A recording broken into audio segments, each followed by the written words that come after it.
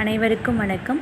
இன்றைய பதிவில் பல்லவ திலகம் என்று சாண்டில்யன் அவர்கள் எழுதிய ஒரு அருமையான கதை என்று கூறலாம்.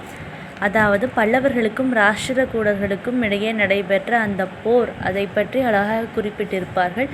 தந்திவர்மன் என்ற அரசன் தந்திரவர்மனாக எப்படி செயல்பட்டிருக்கிறார், வைகுந்தன் மீது எவ்வளவு அன்பினையும் பக்தியினையும் கொண்டிருக்கிறார், திருமங்கை மன்னனின் அருளாட்சியுடன் அவர் எப்படி ஆட்சி செய்தார், போரே விரும்பாமல் எப்படி அறவழியில் ஆட்சி செய்தார் என்பதையெல்லாம் இந்த நாவல் பதிவு செய்திருக்கிறது.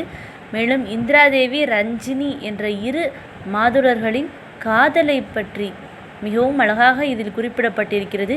இதயவர்மன் என்ற ஒரு சுத்த வீரன், அவன் ஒரு அரச குடும்பத்தை சார்ந்தவனாக இருந்தாலும் கூட எல்லாவற்றையும் துறந்துவிட்டு எப்படி தன்னை வளர்த்த ஒரு அறத்தின்பால் செயல்படும் ஒரு மன்னனுக்கு அவன் அடிபடுகிறான் என்பதும், அவனுடைய சேனாதிபதி பதவி எவ்வாறு அவனுடைய வீரத்துக்கு ஒரு கொடையாக இருக்கிறது என்பதையும் இந்த நாவல் மிகவும் அழகாக பதிவு செய்திருக்கிறது.